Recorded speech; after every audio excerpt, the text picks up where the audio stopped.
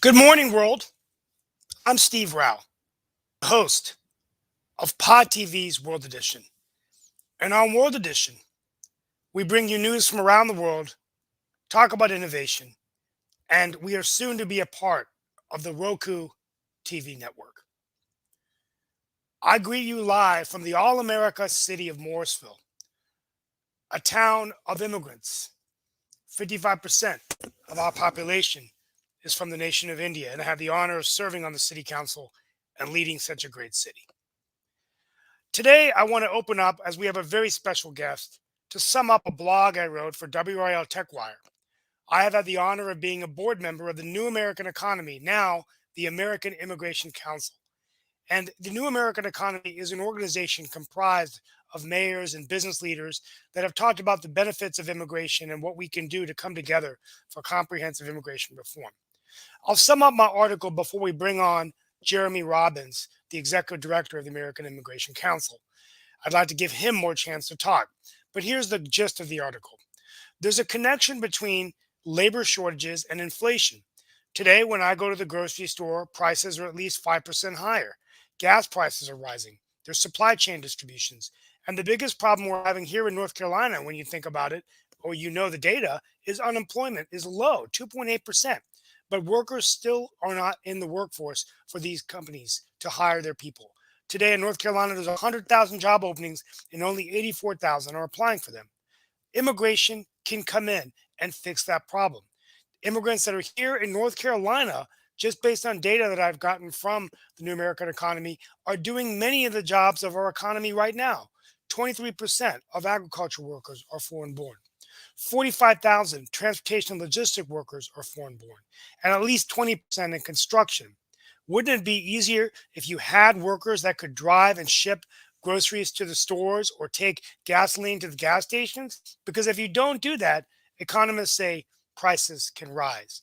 The final component, before I bring in our special guest, is skilled immigration, H-1B immigration, which we talked about on this show. This is the immigrant visa that you get when you come to America, many from the nation of India. There's over 30,000 that get their H-1Bs and they're waiting for green cards. But the United States only grants 28% of these visas to the best and brightest of the world. Many of them are in artificial intelligence, innovation, technology, life sciences, doing vaccine research. Many of them are our international students. And we tell them, you can't come, you need to go back. We're losing entrepreneurs as well because they're leaving and going to Canada. We've got to accelerate the path of citizenship. If we can do that, then we may not have as much of a labor shortage, particularly now when we have open jobs and we need to be competitive. I couldn't think of a better person for us to have that discussion than with Jeremy Robbins. I may have left out some data in my remarks, but the bottom line is that there are over 40,000 in the triangle waiting for H-1B. And if you, 30% of all software developers in North Carolina are foreign born. And it's going to be a huge factor in our tech and innovation economy. With that being said, I'm honored to bring in today to have this discussion with us around the world and the United States, my good friend and colleague, Jeremy Robbins. Let's get started. Thank you, Hello, Steve. Jeremy, welcome. Thank you so much. And we welcome you to Pod TV, which is soon to be part of Roku. So even though this is streamed on the web in March, when we bring you back, and we will, you will be on TV. So I'm now a media personality in addition to being a politician. I don't know which I enjoy more. But thank you so much for being with us. We're going to be joined by a group of panelists in a few minutes, but I was just summing up the op-ed that I submitted to the TechWire about immigration and labor shortages and the connection between labor shortages and inflation, which we're seeing today. So could you talk a little bit about sharing your insight for those of us listening, but maybe to begin a little bit of introduction of New American Economy and now the American Immigration Council would be wonderful. Thank you, Steve. It's a pleasure to be here and a pleasure to be with all of you. The American Immigration Council was founded 35 years ago by all of the immigration lawyers in the country to be the hub of data and policy and advocacy and litigation to fight on behalf of immigrants and for a better immigration system. 2 weeks ago, we merged with a group I had been running for the last decade called New American Economy, which Steve had been a central leader in, which was formed by Michael Bloomberg more than 10 years ago to make the economic case for why we need smarter immigration laws. We see this every day. We're working in just about every state around the country, and we have a think tank, and we see it in the data. And the reality is that America is facing something very similar to the rest of the world right now. There is a real labor shortage. There are huge supply chain issues. There's a lot of economic instability. But we in the United States have something the rest of the world doesn't have, which is that when people vote with their feet, they overwhelmingly want to come here. So when we think about meeting the challenges of a supply chain that's backed up, of a labor shortage, of being able to get the workers we need to get our economy fully functioning, to move goods and services, to create jobs for Americans that they do want to get back in the workforce, we have a huge advantage. So if you look at the industries that are the most hit right now with labor shortages, whether it's from the ports to the truck drivers, to cleaning, to hospitality. In all of those industries, immigrants play disproportionately large roles. And so I come to this with optimism to know that while we're facing a lot of economic challenges, we as a country are better prepared than any other country in the world to meet them. Fantastic. And we're going to bring our panel in a few minutes. But so, one thing I forgot to mention in my monologue is, the White House has, there's been a number of pieces of legislation. Representative Ross has brought legislation to help the Dreamers. We have 35,000 in North Carolina, 500,000 in the United States. And these are the children of those who came here illegally. They bring a lot of economic value. You've got the skilled immigrants.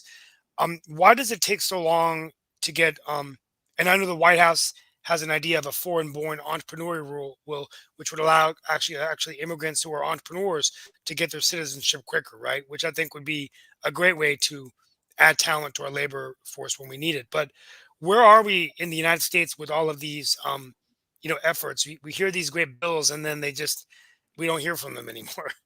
So Yeah, yeah, no, it's not the most functioning time for Congress, sadly, and unfortunately that's true because there's so much that we really do need to fix to modernize our immigration system.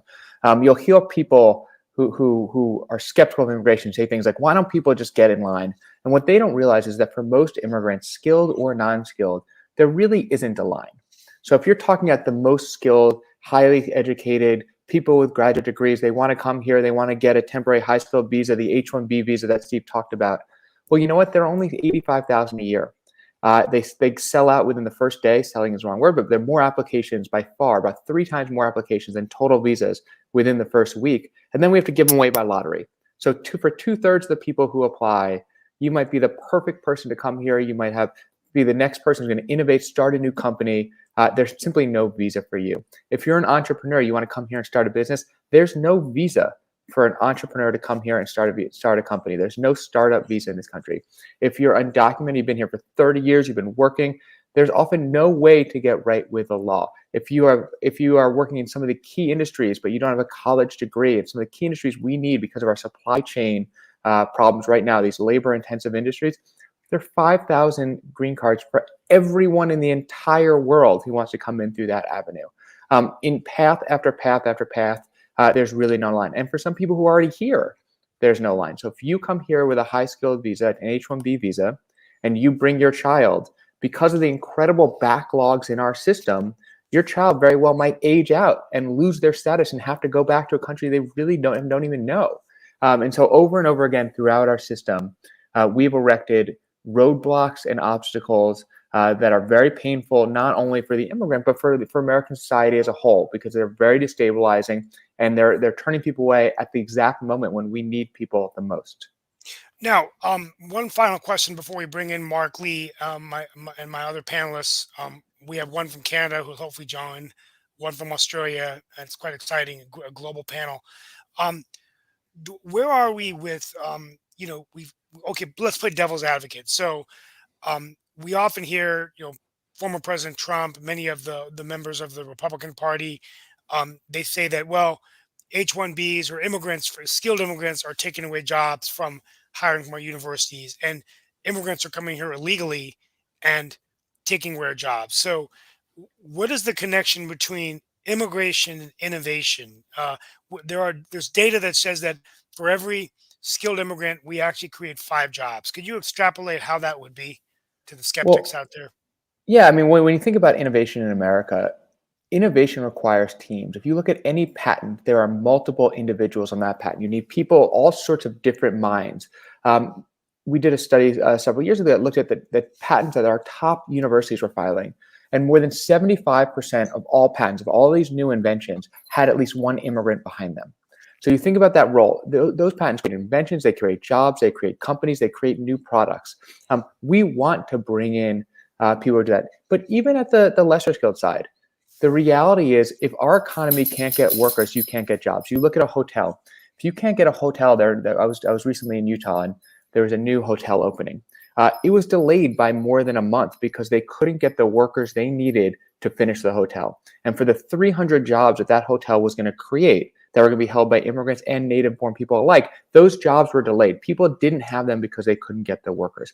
Right now, there are more than 10 million jobs, according to the U.S. government. There are more than 10 million jobs nationwide that we cannot fill. There simply are not enough Americans to fill them, and it's not a zero-sum game. It's not like, oh, well, if that job is unfilled, who cares? If that job is unfilled, whole industries don't work. We don't grow. We don't create jobs. And so are there some times where there are immigrants and neighborhood competing for the same jobs? I'm sure there are. There absolutely are. But immigrants tend to have very different educational profiles and skill sets to the native born. And so by immigration adds to the diversity of our workforce. It gives us more skills, more potential that makes us more resilient in the face of things like a pandemic. Okay, and there is potentially a brain drain occurring that, some of the best and brightest, rather than coming here, well, they're going to go to other countries, and we're going to talk about that. Mark Lee, please join us tonight. We're going to join our panel. We got Jeremy, as long as he will be with us this morning. Yeah, but we've And got those, some of our other panelists as well. Glad to have this conversation with yes, Jeremy and getting ready to bring in the other panelists as well. As y'all were talking, I was thinking of a couple of thoughts that were going across my mind. One is that I know within the immigration situations, there have been a number of times that people have been wondering about are we doing enough to stabilize the countries that they are coming from? And therefore, do we need to encourage them to come to the United States versus trying to improve situations? I'm thinking about people that are coming from, say, Venezuela or Mexico or places like that and everything. And then I was just wondering what your organization is doing in the context of that conversation. And I also know that there has been some conversations about the way that different people are treated when they come based on where they're coming from in the world. I do remember the kind of contrast that was going on between the way that, say, the Haitians were treated when they were coming in versus the Cubans, because of one being from maybe a more affluent area than another. So I was just wondering some of your thoughts around both of those issues that have been in conversations that I have had with some of my associates and friends. Yeah, thank you, Mark. Those are fabulous questions, and I'll take them in reverse order. I mean, it is clear there's rampant disparate treatment in our system between people from some countries, between people from other countries, between the way people look. And so as an organization, we tried to take that on. Instead of ignoring it, we tried to name it and really try and address it. So for the Haitians themselves specifically that were coming across the border, through our immigration justice project, we helped make sure that we had to fight to get into the Torrance detention facility where they're being held, and fight to get them access to counsel. And then we started placing them with pro bono counsel to make sure that they were represented.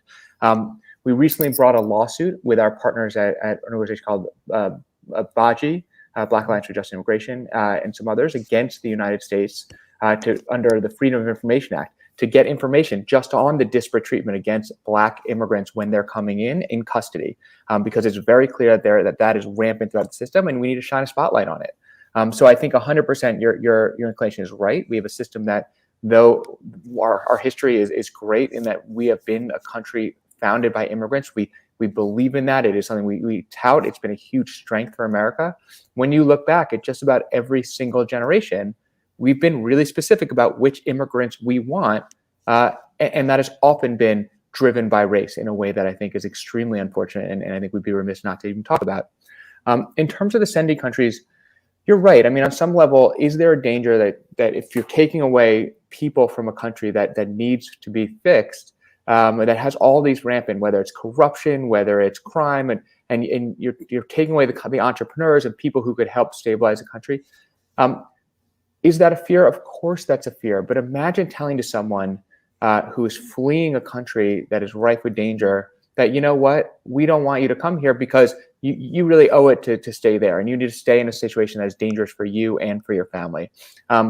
People come. There are huge numbers of countries that depend on the remittances just from people who come here. So the flows of money that go back are hugely important for a lot of the countries that you're talking about. But you're right. At the same time, like, our immigration policy cannot end at our border. Our immigration policy has to be in investing in the countries where people are coming, because the reality, both because it's the right thing to do for those countries, but also because it's the right thing to do for America. When you think about having control of who comes here, you have to think about not just the pull factors, but also the push factors. People are coming because we have the greatest economy in the world, because there's opportunity here, and they're coming because they need to flee. And you can't address one without the other. And so I think there needs to be, and we spend a lot of time talking to the administration about this, there needs to be really deep investments in the home countries of people who are leaving for humanitarian reasons, to make sure that they're a safe place and there's safe options there. I think that's better for many countries. But for people who want to come to be here for a better life, who want to come to reunite with their family, there need to be real legal channels for them to do so. And right now, they're woefully few to do that for most people in the world. I wanted to bring in really quickly our other panelists. I know, Steve, you had another question, but we do have Sasha Starr from Canada, and we do have Shaquille Latimer from Australia. So I definitely wanted to be sure to bring them in as well into the conversation, because they definitely give us a viewpoint from other parts of the world. Like I said, Sasha does represent the ideals or some of the things that are going on in Canada and everything along those lines. And he is actually an immigrant himself, having come to Canada from one of the Soviet bloc countries and all of that. And then, of course, Shaquille is a world traveler living in Australia, but having been in other parts of the world as well. So I'm sure that they both have been listening and may have their own thoughts and questions also. So I'll turn it over to either Sasha or Shaquille if they've got any questions based on what they've been hearing. Okay.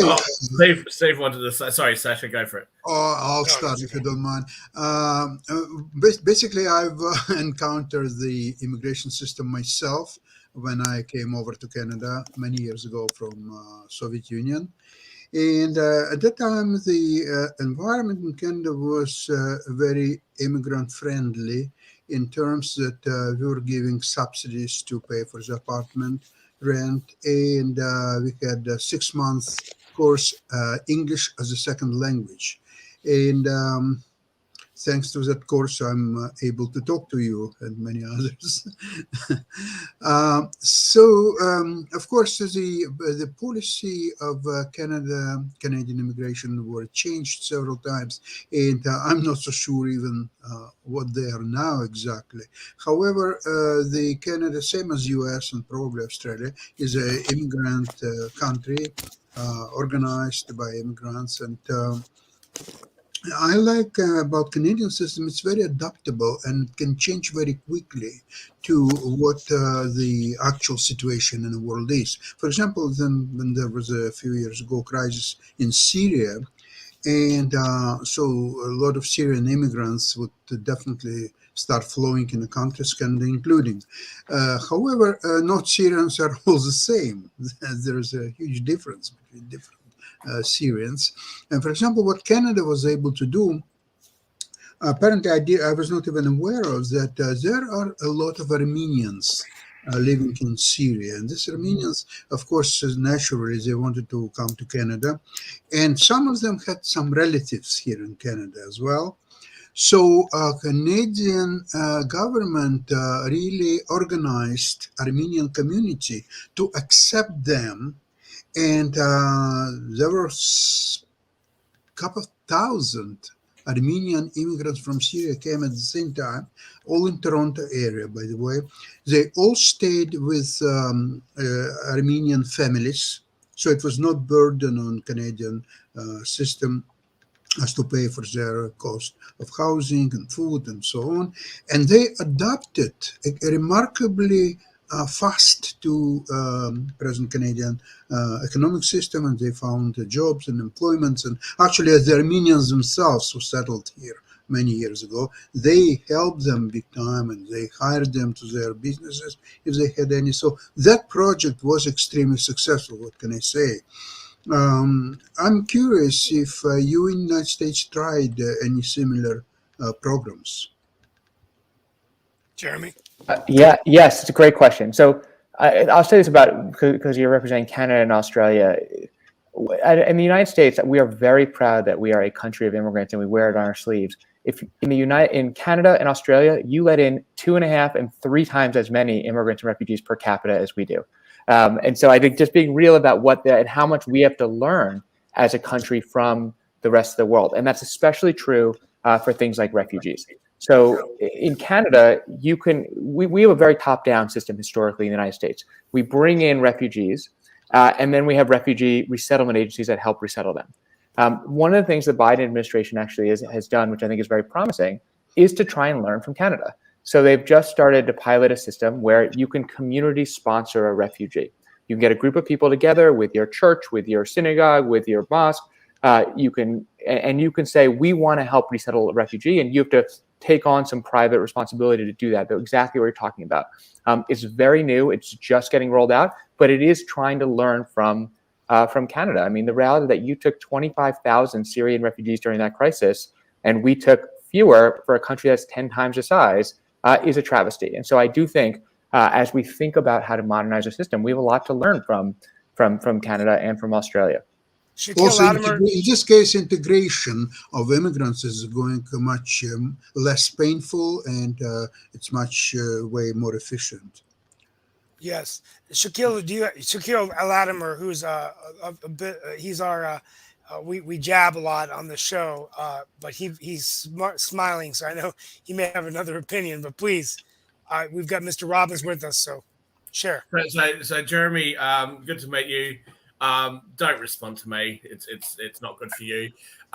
So here's the deal, right? As somebody who's not an American, I don't particularly like Trump. I'm not a fan of his, but I don't hate him, which according to the other panelists, because I don't actively hate him, I am a white supremacist, which is perfectly okay.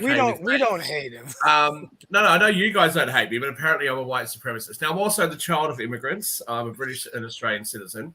As I said, don't bother responding to me, please, but I'll leave this to the other panelists. So if I understand this correctly, one, the United States is learning from Canada, but only under Justin Trudeau, not under Steve Harper. But more importantly, I noticed with all the anti-Israel sentiment at the moment, if I heard correctly before, each immigrant produces 5 skilled jobs. Now, Palestine is a country of almost 5 million people, and they have 25% unemployment rate. That means that if just 1 million Americans was to move to Palestine, they would have a 0% unemployment rate. I mean, the logic that is deployed is so absurd on so many levels. You know, day after day we come onto the show and Mark Lee carries on about how hard done by black people are, and I do take Jeremy's comment that, you know, there's disparate treatment and immigration based on the color of your skin. I haven't felt it, but obviously that's because I'm too white. Here we have this problem where black people can't find jobs, black people are excluded, black people are experiencing systemic racism in the United States. Yet black people from all over the world want to come into the US, and yet we want to get new immigrants to come in and fill these jobs. Mark, why don't we get some of those drug dealers off the street, some of those looters, and get them gainfully employed? Well, there's actually been some programs to get them into more traditional jobs. Well, I haven't worked, obviously, the other shows and everything. If you're looking for new immigrants, they obviously haven't worked. Jerry, by the way, just so you know where I am coming from, I think that what you're doing is great. You know, we need people like you here in Australia. We had Australia Day a couple of days ago. One of my very, very good friends was actually there at the immigration ceremony for new immigrants for immigrants that have lived here for a while who have just become Australian citizens. And that's something, when you go there, you see a lot of tears, people that cry for joy. I think it's fantastic that we have immigration. And I think that anybody who seeks to help immigrants settle into a new country and you know, be successful in that new country is absolutely fantastic. I commend that. So this is not directed at you.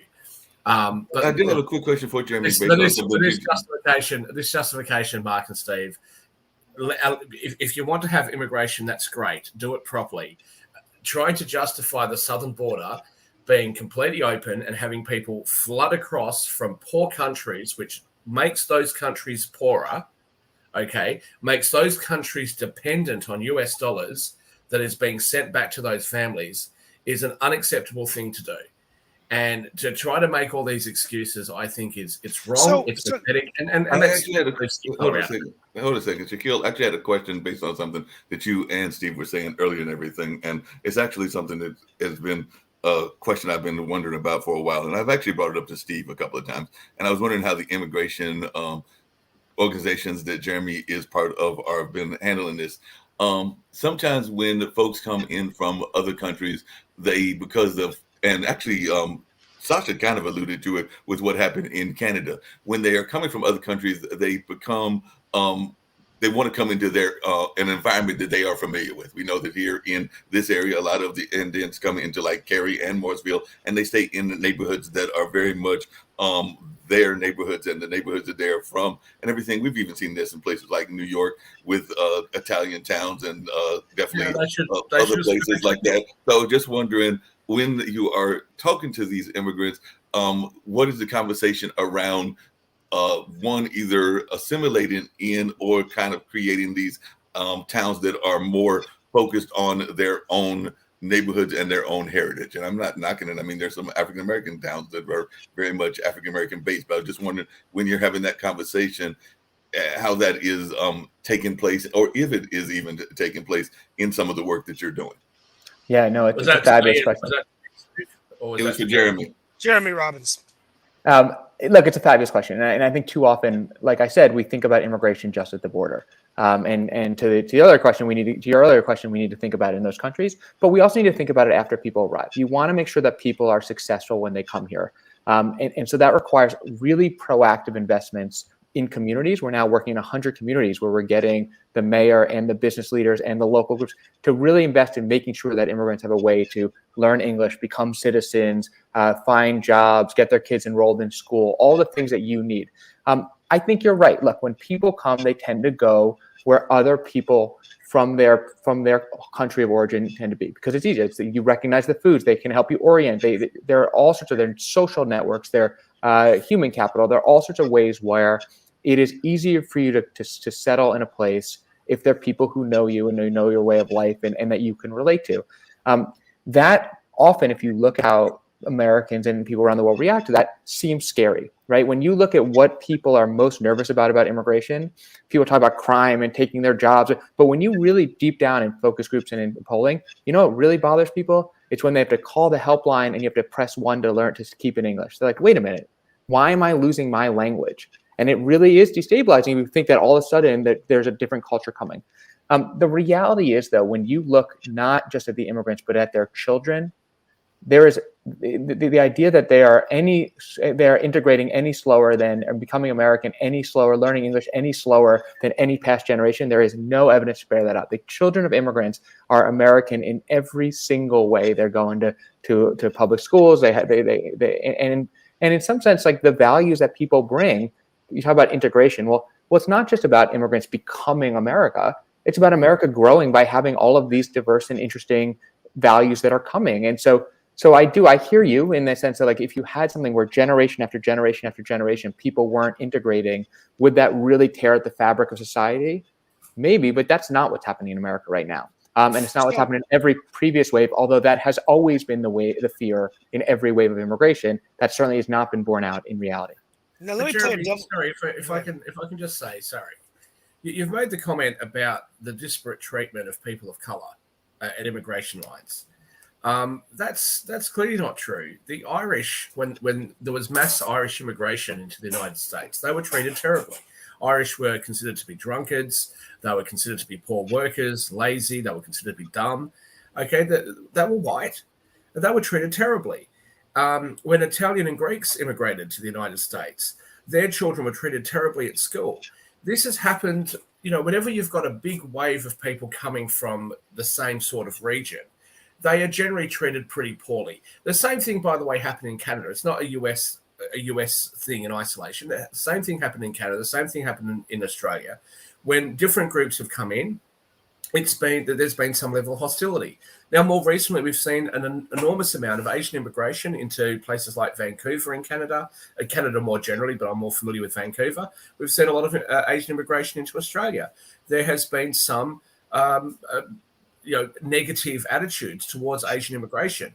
The idea that today, when we are all of a sudden seeing immigration from people who aren't white, that all of a sudden, okay, it's racist against skin color, I don't think that holds true.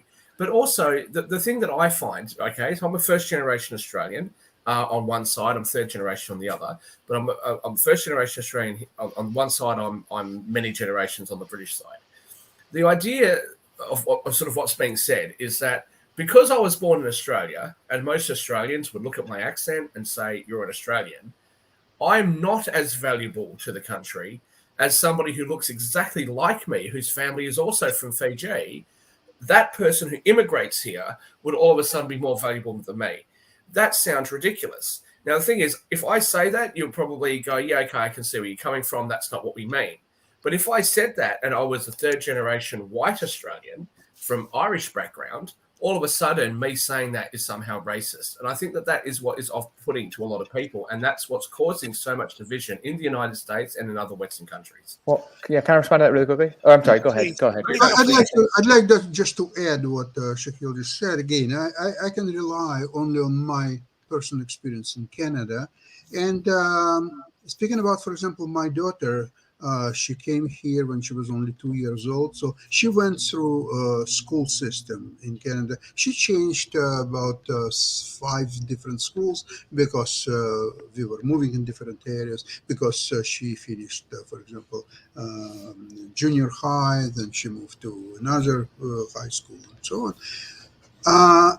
At no point I've noticed, and I asked her if she noticed, there were any not even discrimination, but even segregation of students depends on their race or where they were coming from. And she had friends from UK and from Latin America and from Iran and from many other countries, and that wouldn't affect the way she looks at your friend and doing the relation.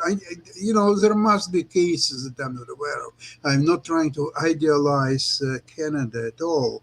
I'm just speaking from my personal experience. Something else I want to add it, and it's interesting to know your point of view. The immigrants, generally speaking, immigrants coming either to Canada or United States, they have the perception of a new country, new opportunities. They are overly optimistic. They're hard workers, and they're taking almost any job that they can get. And in a few years' time, I'd say maybe 3, maximum 5 years, they are quite adapted to society, and they have already their own place to live, if not own, but at least in rent, and they have jobs, sometimes 2 or more jobs, and so on. So they're adapting much quicker, in a way, than people who were born in Canada or United States. There is a statistics that 70% of Americans cannot get their hands on $1,000 in case of emergency. There's kind of 70%. It's a number I can't even comprehend. So how great is that number? So in my opinion, ideally, you have to replace all American born population with the foreigners and immigrants, and you'll be much better off. But Sasha, based on your logic, based on the logic that's been espoused, that would be exactly correct. If you took all 330 million Americans and moved them to Europe, and took half the population of Europe and moved them to America, because both groups would then be immigrants, both places would prosper more than that would be the totally agree with you. I totally agree with you. Let Jeremy go. Jeremy, please, can you respond to both things, please? Yeah, no, absolutely. Look, I mean, I think certainly there is something in the act of immigrating. When you are leaving, you're taking a risk, you're in a new place, and you have to build anew. That makes people work hard, right? And I think people are people. It's not like, but I do think immigration is not in isolation, right? Immigration is good for America, not just good for the immigrants, but it's good for Americans too. We want to have that vitality of people coming here trying to make a better life, because it creates a whole spirit of, this is the American value, and I think this is a very good one, of we want to invest, we want to work hard, we want to make our community better. To your point about racism, I come from basically Sasha's story. My grandmother was born in Russia.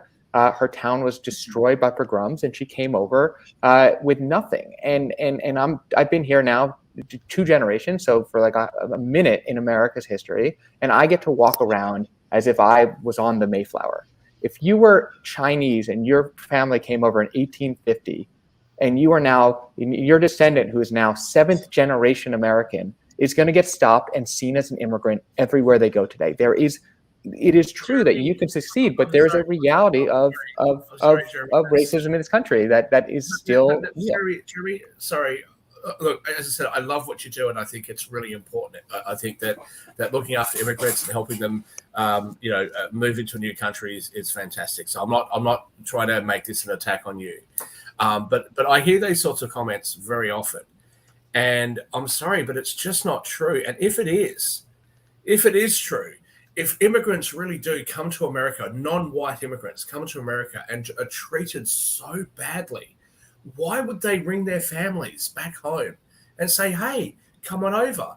But we don't live in a world of absolutes. Like, you can have both things be true.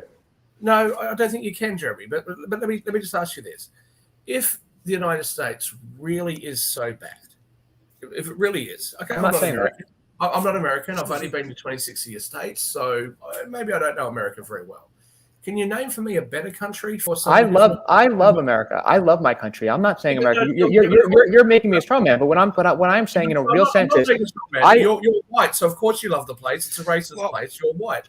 Can you name for me a better country for somebody who's not white to move to? The fact that I believe in American values, the fact that I believe in this country, doesn't mean that I can't be critical and say, look, we could do this better, that there are still huge inherent structural problems of racism and many other things in our country that are making us not achieve where we want to be. It doesn't matter that there aren't better places in the world. I can look at my country and say it's a land of opportunity, but that opportunity is different for different people. And it doesn't mean that if you're not white, you still wouldn't look at this and say, I would like to come here. Assumptions. I think Jeremy, how much time do you have with this? I know you may have to go. Do you have a few more minutes? A few more minutes. Okay, all right. Sorry, Jeremy, I'm not trying to be. Well, let me just say, I love the country. It's a magnificent country, so I do apologize if you think I'm being horrible. Before we let Jeremy go, I want to ask him, one last question, and then maybe throw out some ideas. And Jeremy, thank you. If you could stay with us for a few more minutes, you've gone well over your time. We want to bring you back, actually, when we do go on Roku. I think it'd be great to bring you on the TV. But I'll just tell a quick story of, I think, what we're trying to say about assumptions that are made when you're not white. I agree with Shaquille that we can't assume that every white American is a racist. There's a lot of great people out there. There's bad apples that make the experience worse for us. But when Donald Trump won the election, my mother-in-law was in a restaurant with my mother and family, and a white man came and went to her table, and she's a 5'4" Indian woman, and he said, "We got our country back. Now, can you all get out?" Steve, you're talking about first election or listen, second? listen. Let me tell you what happened. My mother-in-law got up. She pulled out her Air Force badge, and she says, "You know what? This is my country, and I fought for my country as a United States Air Force colonel. Did you fight for this country?" And the man broke down in tears. He could not believe that a 5'5" Indian woman served for 30 years in the United States Air Force. The point I'm trying to make is he made an assumption that because she was not white, that she didn't belong in America. Now, so the point I'm trying to make is, you laugh, Shaquille, but why would he do that? If that wasn't the case. I'm going to respond to that after Jeremy goes. Jeremy, something I'd love to ask you real quick is, so when anybody comes to this country, I love to welcome them. One of my favorite restaurants to welcome them into is a restaurant called Bedlong, because it's inside the Opera House. And so people haven't been to Australia before. They love Sydney Harbour. They get to see the Harbour Bridge. They sing inside the Opera House. It's fantastic. One of the really interesting things I find when people come here, they don't know how we've got universal healthcare here. It's called Medicare. They don't know how to get a Medicare card. They don't know how to get a bank account. They don't have credit yet. How do you deal with people coming to the United States for the first time? Hey, if I was to move to the United States tomorrow, have a green card tomorrow, and I move to the US, I'd probably struggle to navigate through that. I can speak the language, but that would be probably quite complicated to get through. Is that the sort of stuff that you'll help people with? And is that complicated for people when they first arrive? Yes, extremely complicated. And so we actually run a program called Gateways for Growth, where we help. We're now in 100 communities where that's exactly what we're doing. We're helping the communities write a plan for when someone arrives. Those are things like they're going to put someone in City Hall whose only job is to help immigrants figure out how to access benefits, how to access jobs, how to learn English. They're going to put resources in immigrant neighborhoods. Because I agree with you, we need to invest. It's not so you get here, you get off the boat. It's not like you get off the plane, all of a sudden you're here, and it's just like, well, what now? How do I do this? People need help to understand how to navigate our system. It's a different world than wherever people came from, and so that is an investment that if we make early, is going to pay back over and over and over again in people being able to succeed, to be more active members and of their community, more civically engaged, more economically successful. And so we are very much trying to help communities all across the country make those active investments. My final question, because we could keep him here for another hour. Well, I know we could keep him here for a while. And Just I to put it let me get I this. just had another very quick question and everything. And it's very quick, and I'll give a quick story as well. Kind of coming back to what you said, and this was decades ago and everything, because it can also sometimes happen on the opposite side. I mean, that sometimes the immigrants can have some very interesting reactions as well. I remember that one time some friends of mine went to a Chinese restaurant here in Durham, North Carolina, and everything, and there was a group of people of different ethnicities. They were African American, they were white, they were different ethnicities, and there were some very derogatory things said by the restaurant owner toward some of the members of the group. What they did not know was that one of my friends or acquaintances now, because we've lost touch with each other, actually spoke Mandarin. So she knew what they said, because they actually said some very derogatory things about the African Americans within the group, basically calling them what would amount to the N-word and everything and some other things like that. And my friend basically pulled the entire group out aside and everything and was like, "We're leaving. I know what you said. We're leaving." And there was that kind of conversation because she had studied Mandarin and was able to recognize what was being said at that particular time. So one of the things I was curious about to you and everything, I just want to share that story, was that a lot of times when we think of immigrants currently, we think of them in two primary groups and the greater society. That is the growing Indian Asian population that is very much in the education and in the entrepreneurial spaces and things like that, people that would kind of fall in Steve's category and things of that nature. And then we sometimes think of our Latin brothers and sisters that are coming in doing construction work. But am I not correct in thinking that there are a lot of immigrant groups that we don't even really talk about? Because I know for a fact that there's a large amount of people that are coming from the African nations here to this area and are getting involved in tech and some other fields as well. But I'm just wondering, are we sometimes too narrow focused here in the United States on two specific parts of the immigrant population, and also not even understanding that a lot of these groups are very much not cohesive groups? We sometimes say Latin Americans are coming in or Asian Americans are coming in. And I know that there's a vast difference between somebody from India and somebody from Vietnam and somebody from Peru and somebody from Argentina. They're all the same. Jeremy. So, Jeremy, I'll let you close out. Why don't you give your closing remarks then? My question was going to be, maybe you can sum up both. I know you've got to go. Is, there is illegal immigration. We have a lot of issues like that. How do we create a system where we address the skilled immigration, but address some of the other things that Mark? So I'll let you close out, and if you could end with where we could go to get new American economy data, still map the impact. Does that stuff still exist, or how's that changed? So I'll let you close out. We're going to bring you back in March, possibly when we're on TV, if that's okay. Wonderful, and I'm really grateful to be here and to all of you for the conversation. I'll answer this a few different ways. Mark, you're 100% right that there's a huge amount of nuance. I mean, one thing I would commend to any viewer is go to your local courthouse and watch a naturalization ceremony. And you will see the nuance that is and the diversity that is immigration in America. People from 100 different countries are going to be sworn in. And you'll see no one is happier to be American than the person who gets the day they get their citizenship. And so there is, like, even among the groups, right? And so we try very hard when we're doing our research to really highlight that. So we do research on people from every different country, on different regions. And if you look, even like a time we talk about Asian Americans are extremely high educated over on average, but they also can have a huge population that lacks a high school diploma. And you think about, and it varies by country and it varies by how you got here. And so really understanding the immigration story requires understanding all of that.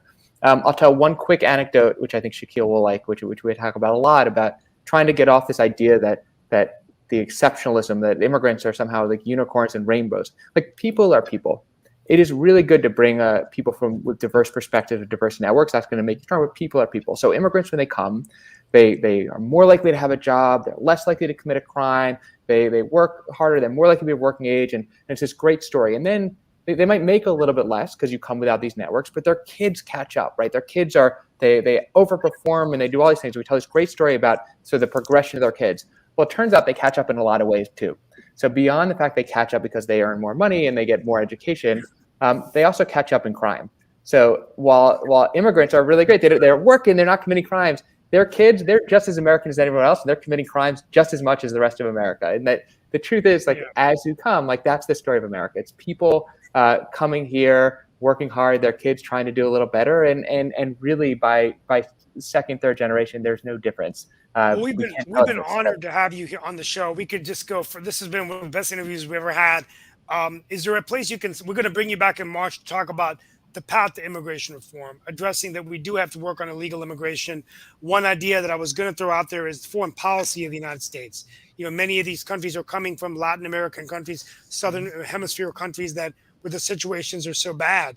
Can the Biden administration or anyone who's president of the United States do something different? Because so many people wouldn't be coming, wanting to leave these terrible situations. Why is the United States not doing more? But that's a conversation maybe we can have later. Can you tell us a little bit about, just where we can go to get more information about your research and data for our viewing audience around the world? 100%. And so I appreciate that the platform for that. So if you go to AmericanImmigrationCouncil.org, COUNCIL, there's their fact sheets, there's data on all that. If you want data by your community in the United States, you go to maptheimpact.org. You could put in your home address. You can look by your county, your city, your state, your congressional district, and really get the information to have a discussion on how many immigrants are there, how much they're paying in taxes, what industries they're working in, what are their educational profiles, and really get what Mark was talking about, really understanding that immigration isn't just those two stereotypes of who the immigrants are, but it's really diverse, and it changes depending on where you are and where people are coming from. So thank you for the opportunity to be here today. It was a fabulous discussion. It's been an honor to have you, Jeremy. Thank you so much. If you Google Jeremy Robbins, the second post is his LinkedIn profile. The fourth one is the New American Economy, which I just gone to their about page. The New American Economy is a bipartisan research and advocacy organization fighting for smart federal, state, and local immigration policies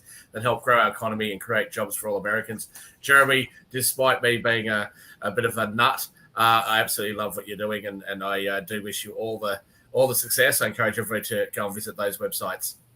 Grateful to be here. Thank you so much for having me on. More family to yours, Jeremy. Be safe, and we will welcome you back in March to Roku World Edition. Will be a national and international show on TV. Thank you so much, folks. We'll be back with Jeremy Robbins. Welcome to the Rumble, folks. Can't wait for the last jab. That was a wonderful show. I think we have to direct it straight at Mark. So, Mark, all of these new immigrants coming in, right, who are going to take away all of the low-paying jobs from all of those unskilled black people. How do you feel about that?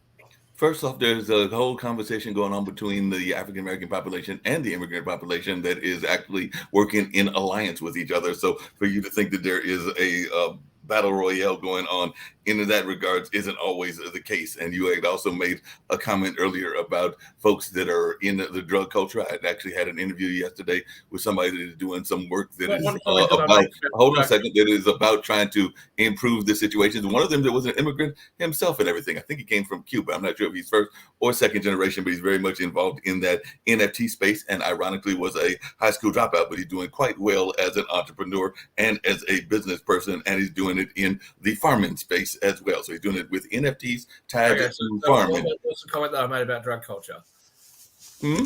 What comment did I make about drug culture? You made a comment about drugs in the course of the conversation. You were saying that we should do something about getting those people that were drug dealers off into the whole immigration conversation. You did say that. Well, exactly. If there are so many jobs that are not filled in the United States, and there's all these black people who don't have jobs, not white people, just black people that don't have jobs. Let's get those black drug dealers and the gangbangers and the looters and all those people, and let's get them into jobs. They can work as investment bankers. And one of the things that I was saying in the interview that I did, as well as other things, is that a lot of those dealers are very good entrepreneurs. They're just in the wrong entrepreneurial fields. So there are a lot of efforts to get some of those young people to take the skill sets that they know and the things that they have learned, but to put them in more entrepreneurial and traditional kind of jobs, and to actually go to work for like actual corporations and things of that nature. But of course, going through the college system and all of that. So that's one of the things that I was saying. And there are programs that are doing that. I know some friends of mine, as well as even my brother, that has been involved with some of those kind of programs. So that point that I was trying to make is that, yes, there are some people that are definitely have learned some of the wrong ways of life, and there are ways that you can see some of the wrong ways that they have learned, but they have developed some skills from that are the same skills that, say, a Trump or a Mark Cuban have. Because I would argue that some of those people have. Hey, some of those people. Mark Cuban went on Fox and said he was voting for Biden. By the way, yeah, you know what really gets me, Mark. It's this oversensitivity to race issues, but only when it comes to the color of someone's skin. Okay, I played chess with Sasha. I haven't played him for a little while now because I'm still licking my wounds over how many times he kicks my ass. But I played chess with Sasha. I think it's really fun. Okay, I learned a lot from him. It's interesting playing him. It's interesting how he responds to how I play, because he plays differently against me because I attack, I think, a little bit more than he's used to, even though I'm nowhere near his level. And he tells me things that I should improve on. He told me I've got to improve on my open, for example. I've got to learn some more open. So I have been learning more opens. Okay. Now, I played chess with Sasha one night, and then after a while, I sent him this video, and it was about the vaccine. And there was a Russian vaccine, and what happens is that they pull the needle out of the Russian vaccine, and then all of a sudden it goes into Russian music, right? It just starts singing Russian music. And the other meme that I sent him was them pulling the needle, and it was actually a bottle of Smirnoff vodka, right? Now Sasha just laughed. He's not even Russian; he's Ukrainian. But Sasha just laughed. He thought it was mildly amusing, and it was great.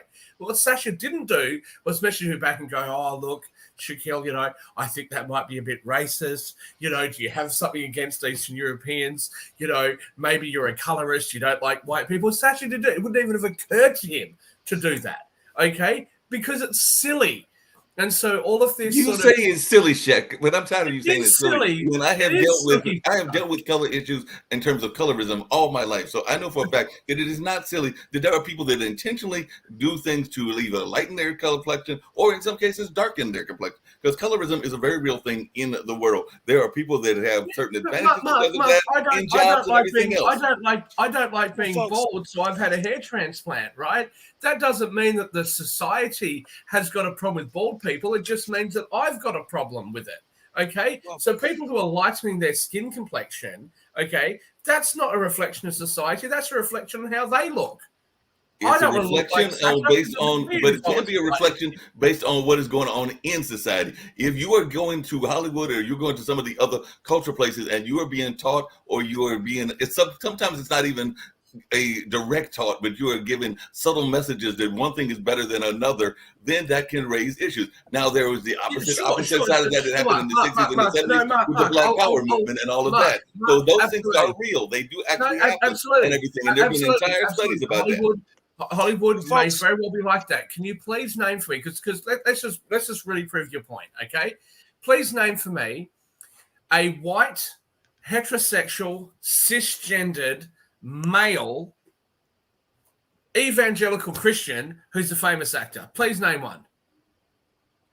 There's a famous actor. I mean, you can't? Is that right? You can't think of one off the top of your head? John Wayne. John Wayne. Who? John Wayne. Oh, right. What 400 years ago? John Wayne was not that long ago, and there are some that are current. There are several that are current. Name one. Tom Cruise. Tom Cruise isn't an evangelical. Well, I mean, but he follows all the other categories, and I don't know whether he's an evangelical or not. I don't follow their religious beliefs and everything, but I can guarantee you there are some that fall in that category. Now let's go to Sasha. Sasha, can you please name for me 5 gay black people? Can you name 5 gay black people who are famous? You can probably just rattle them off. I mean, come on, Mark. Easy. You're trying to tell me that people feel we're getting really a little bit off. We're getting a little bit off. It came to my mind one very interesting thing when Sir Winston Churchill, he was asked about the issue of anti-Semitism, and it was proposed that British people generally there are very little, if any, anti-Semitism there. So Churchill replied that British people don't consider themselves to be inferior to Jews. That's why there is no anti-Semitism. So if black people consider themselves inferior to white people, that's raises the hate for white people and trying to something to get revenge and to get at them or so on. Because if you are equal, then why would even you discuss that issue at all? I don't get it. Steve, before you do, because we have an audience comment, so I'll just say to Stacey, I'm sure that there are people out there, Stacey, who feel as though the lighter their skin is, the better they're treated comparative to perhaps members of their family. I am significantly lighter than my mother, for example. I'm sure that happens. What I'm talking about is 2 things. 1, walking around with a chip on your shoulder I don't think helps. And 2, the thing that I just cannot understand for the life of me is why people who feel that way then think that all of society is to blame for it, that it's a systemic issue. There are systemic problems that exist, whether it's in the banking industry, whether it's in a number of other institutions. Those systemic things actually do exist, and I can prove it. I proved it on the show several times. I brought up statistics about what's going on in banks, in medicine, in housing, and a number of other places. And that is very true. That systemic racism you've never shown me anything. I've asked you many times. Okay. Well, we're getting so the bottom line is that there are some people in society that might treat other people poorly, but that is not all of society. And to try to depict America, here I am again defending the United States, to try to depict America as being this country that is innately racist and it's systemic and it goes to all forms of government, all forms of corporations, depicts the United States in a really poor way that the United States does not deserve. The United States has done more for more people around the world than any other country that's ever existed. And I think the people in America so folks, we're going to come back. We're going to come back to that. We got to close out because our hour is up. We will talk about this tomorrow live from PBS Carolina. Before I do my final monologue, the news of the day was that Justice Steve Rao has announced his retirement. Tomorrow we'll be talking about this surprise news, doing it differently than the late RBG, opening up a vacancy on the court. President Biden has committed to naming a black woman. He's already backed himself into that promise. But there are other candidates, whether it would be Sri Srinivasan, the first Asian American on the court, we don't know. But we're going to have a discussion of how he's been pressured into that for so long. And now one of the qualifications to be a Supreme Court justice is, let's look at the color of your skin. Guys, let's look at the color of your skin. We have to Shaquille, close maybe out. Kamala Harris will be available soon. So Oh, yes, she might be. We gotta close out. But my final take is this: from my we will talk about Justice Breyer and other game changing news tomorrow, live from PBS Carolina. We'll be talking about the Biden presidency, voting rights, and continue our discussion. Check out my blog on WRAL TechWire on labor shortages and immigration. And my final take on immigration is that I think that we need to continue our conversation of a comprehensive immigration reform that makes sense. But to those who say that immigrants are taking our jobs, at least the skilled immigrants, I would remind America, including former President Trump and many of the Trump supporters, that Moderna was founded by an immigrant, Nuber Afaya. We wouldn't be Zooming, we wouldn't be Slacking, we wouldn't be on Google or any of these platforms if it hadn't been for immigrants coming into the United States, building their dream here in America. If we are to retain our reputation as a destination for the best and brightest of the world, then I say accelerate the path to citizenship for those who are legally, address the illegal immigration for what it is, yes, illegal, border controls, and making the situations of those countries better so that less people would want to come here from those countries, risking everything to cross the border. We'll be discussing that in March when we bring back Jeremy Robbins on Roku TV. That's my final jab. That's it. Tomorrow. PBS tomorrow, live from PBS, and I'm wearing my Trump red tie for all of you Republicans out there, showing that I am a Democrat who supports Republicans, and maybe tomorrow I'll wear purple. God bless you. God bless America. And from our family to yours, it's been great to be on Roku's, soon to be Roku's World Edition. Thank you. of course, Trump's grandfather, was an immigrant. So immigration policy is working. So is George Soros, another great immigrant. See you tomorrow, Absolutely. folks. Thank you all so We'll much. see y'all tomorrow. And on that note, there's also great music that's coming from immigrant countries such as K-pop. But on that note, we're going to get on out of here.